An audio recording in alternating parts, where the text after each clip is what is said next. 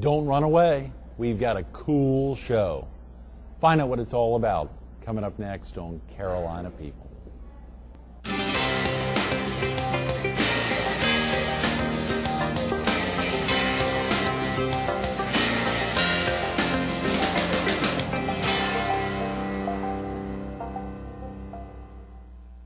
Good morning. Welcome to Carolina People. This morning we're at the Holiday Inn, Hard Rock Parkway.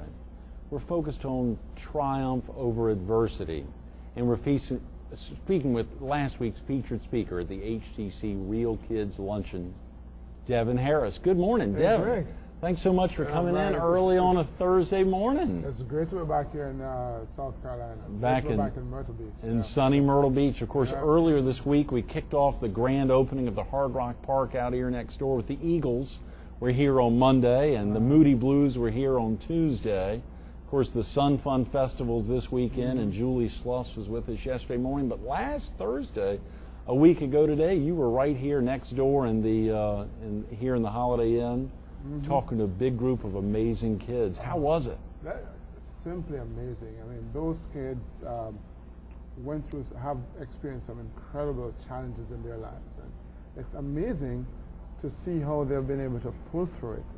And the thing that amazes and impresses me most about these kids is how wise they are beyond their years. It's just amazing to see how they can, even as children, cope with these really adult situations and come out okay on the other end. And you were able to get that even in the short amount of time and spending time with them. I mean, it was that apparent. They've been through a lot. It's very apparent. It's, you know, they're really powerful stories. It's a tearjerker. You know, I mean, I didn't because I'm big and tough, but but I didn't bawl, but I did, you know, shed a tear. You did shed some tears, and I understood your presentation did the same for a lot of folks there in the room. It was very powerful. I didn't mention you're a three-time Winter Olympian, the author of a popular motivational book, Yes, I Can. Yes, but I of course, can. even more excitingly, the opportunity to have come out of what I believe abject poverty, living and growing up in one of the world's most violent ghettos, and clearly sharing a message with the kids in there that are going through a lot. Well, you know, my background, I think, made it very easy for me to share with these kids, because I faced some challenges in my life as well, as we all do, I believe. But yeah, I grew up in a place called Olympic Gardens in Kingston, and I joked with the kids last week, and I said, no, Olympic Gardens is not where we grow our Olympians in Jamaica.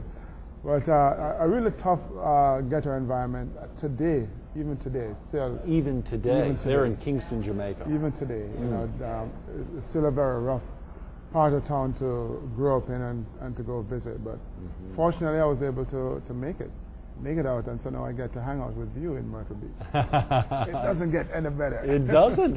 Myrtle Beach is a wonderful place. Of course, you now reside in, is it New York? I live in New York, yes. Right. I'm a big city kind of guy. I've been actually living there for 15 years now. It's been a while. Years. Yeah, hard to believe that. Wow. I'm having a great time. Or should I say I stay in New York, but I tend to travel around the place a bit.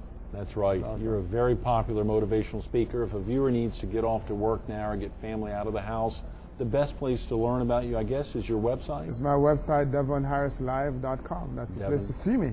harrislive.com, and there is tremendous info on there. I actually went in there early this morning, clicked on some videos there. Folks are able to watch the big bobsled experience. I believe was it 88 or 92? Yeah, there's a crash. The crash seen around the world. Was back in 88 and a four-man event in Calgary. As we're coming down, having really the best run for us that day. And at the end of corner 9, we crashed in a rather spectacular way.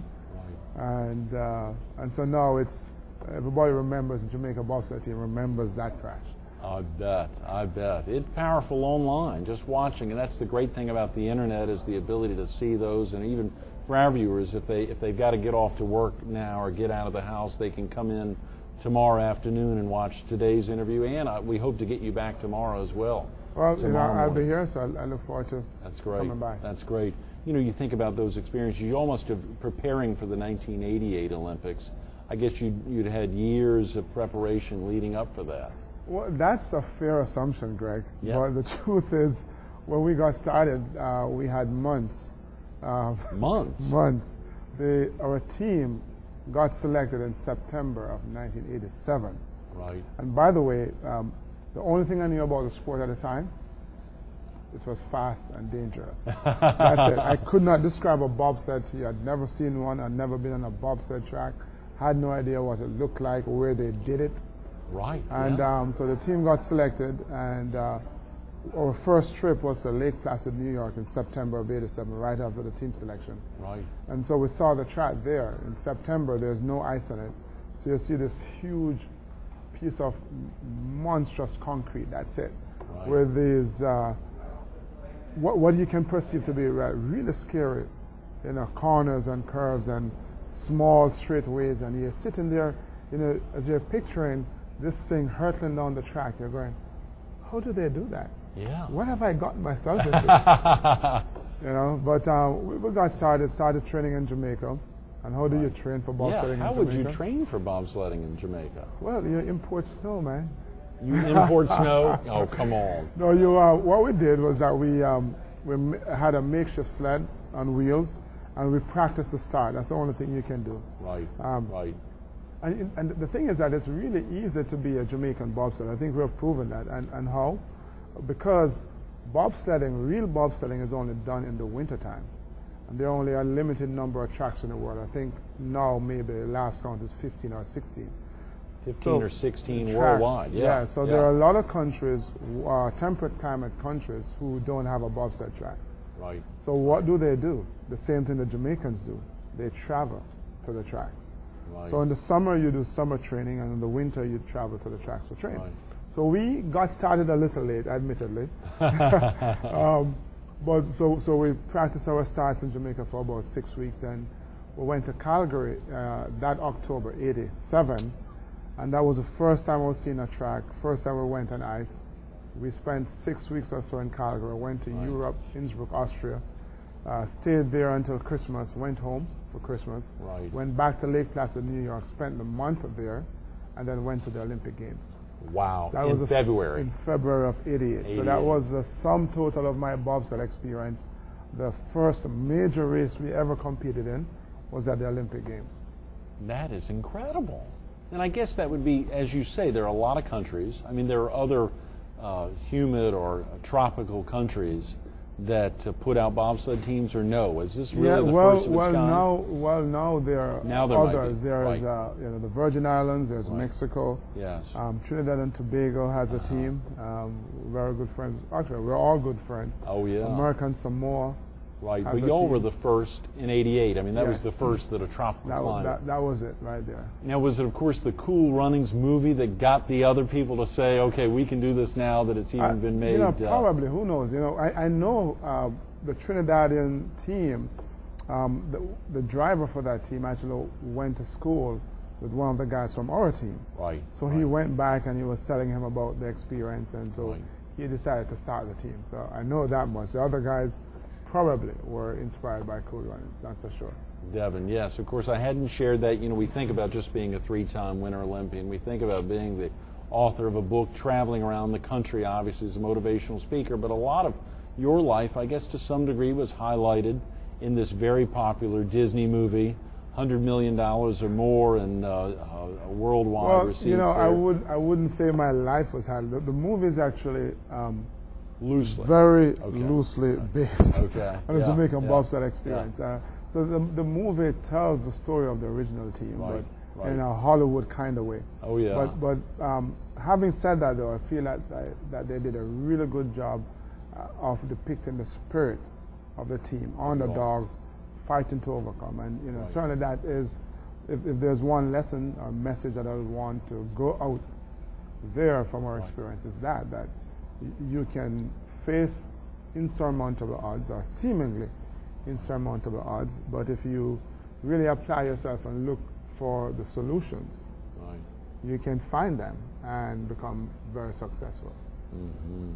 That's powerful. That's powerful. And that is not only both the message you got out of your early childhood of coming out of Olympic Gardens and seeing insurmountable odds there, but clearly what the movie portrayed a much later stage in your life of the bobsled team. Absolutely, and you know, obviously the movie is hugely popular, and the Jamaican bobsled team is incredibly popular around the world as well. And I think a number of reasons for that. And I think generally speaking, people have a romantic connection to Jamaica. Right. But beyond that, I think what we represented as a Jamaican bobsled team in Calgary is something that the average person, you know, everybody I think lives vicariously through athletes. They see athletes as, you know, people who have done extraordinary things, and they go, wow, I wish I could do that. Well, I think the Jamaican bobsled experience brought that experience, that whole philosophy closer to them, in the sense that people can look at us and go, wow, these guys are from Jamaica. Yeah. No snow, no ice, and yet they are the Olympic Games. Right. Doing something that people thought was impossible. Everybody said couldn't be done. Right. How many times in my own life have I wanted to do something and it just looked so far beyond my reach? Right. Or other people said to me, it can't be done, and I allowed those opinions, the ones I have and the ones that other people have, encroached on me to stop me.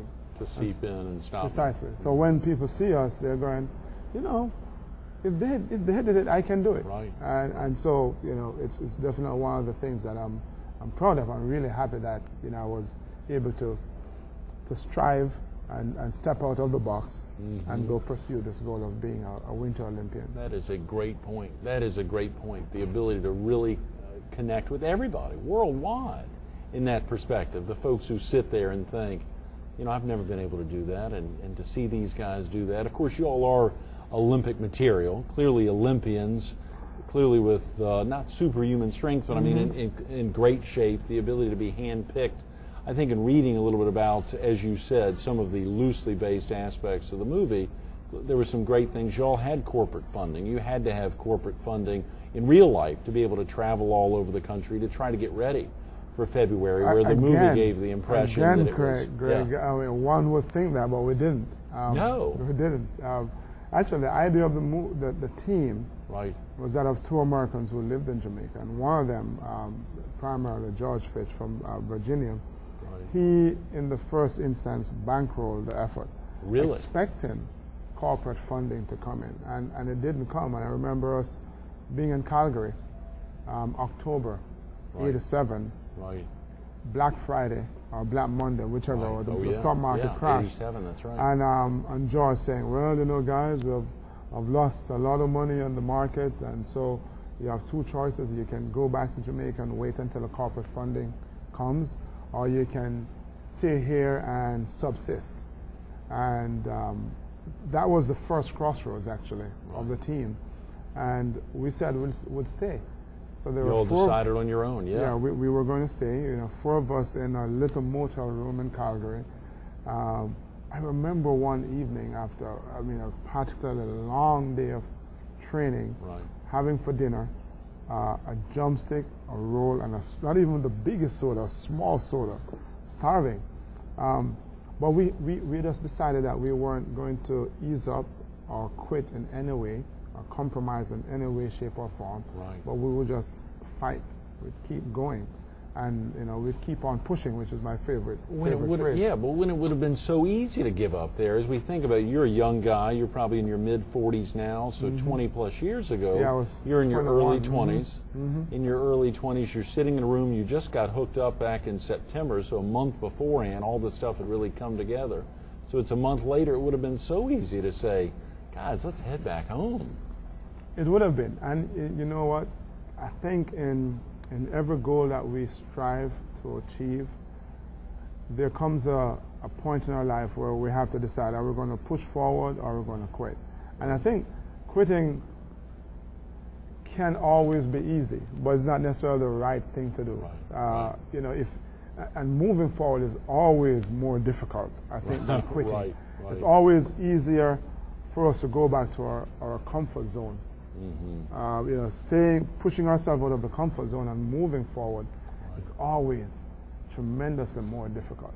And fortunately, that's what we did. We had no idea how this thing was going to work out. We just knew, though, that here was an opportunity. And I read somewhere a while back that opportunity always turn up in work clothes. In work clothes. It turns up yeah, in work yeah, clothes. So, yeah. you know, you have an opportunity and people are praying every day, Lord, I need an opportunity. And they expect it to come nicer dressed as you are. That's a good point. You yeah. know, but yeah. but how it comes is in work boots and jeans and tattered T-shirt, Right. and you have to put it to work. So it's an opportunity for you to start growing and developing yourself to get to the next level. And luckily, we chose the more difficult route, and it was difficult. But it clearly.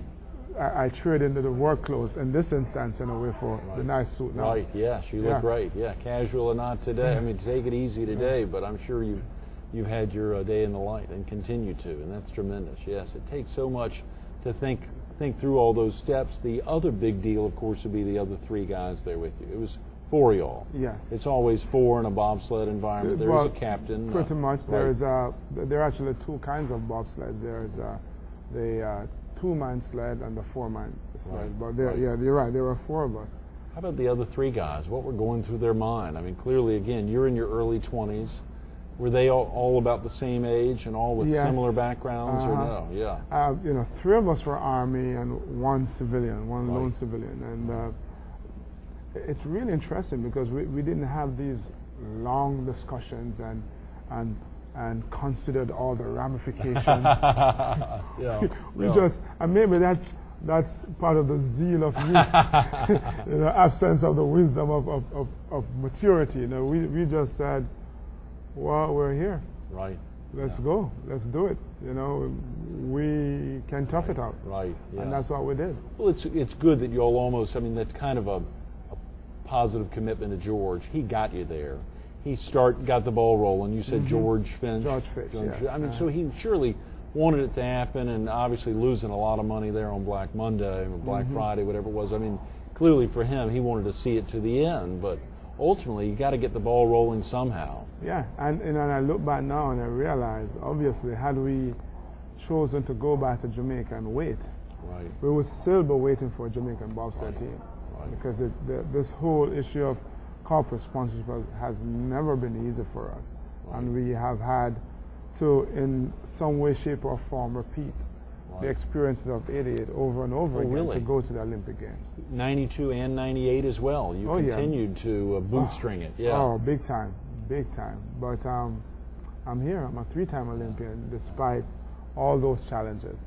You know, and so that's really part of the lesson, and one of the things I try to tell everybody that I meet. Certainly on the speaking tour, when I speak to corporations and associations and whoever the audience is, that you don't give up.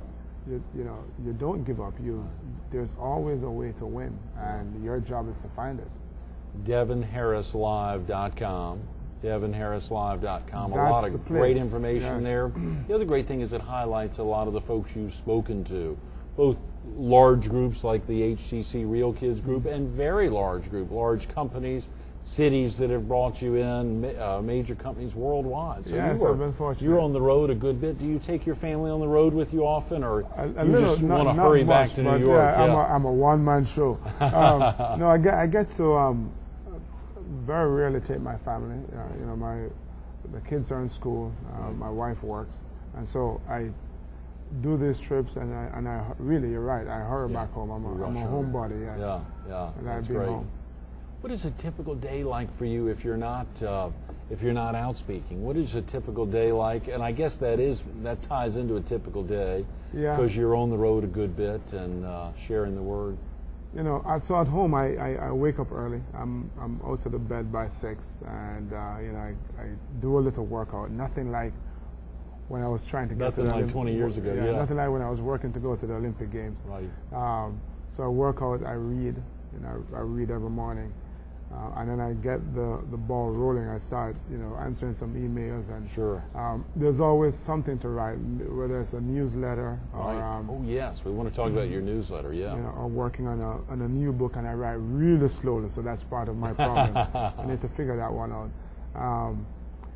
Helping the kids out the house to school, and then every day, there's no 2 day that's the same, which is what I love about my life. No so, you know, 2 days are alike. yeah, so I may end up having to go to a game for one of them. You know, I have 4 kids, but one is a baby. So she has my attention. Definitely. Oh yeah, how old is she? She's 2 years old now. 2? You've got from 2 to 18. Oh yeah, wow. man. I've been working it, boy. I tell you. But yeah, so keep me busy and keep me young. You know, I'm home rolling around. You know, my oldest son is 18, and I guess it's a rite of passage. He wants to beat up his dad. You know. Oh yeah, yeah. So we're always wrestling. He's taking you on, I'm sure. I know. That's what it is. Always wrestling. And, right. And you know, a couple of years ago, you know, I could take him really easily. Now I could just use brute force, right? Now I have to use the smarts as well. The brute strength doesn't work. He's getting bigger. He's getting bigger. He's getting stronger. You know, there's so much that I tell you, the newsletter, whether it's weekly or monthly or however you set up the newsletter there, has got some great information there on your website.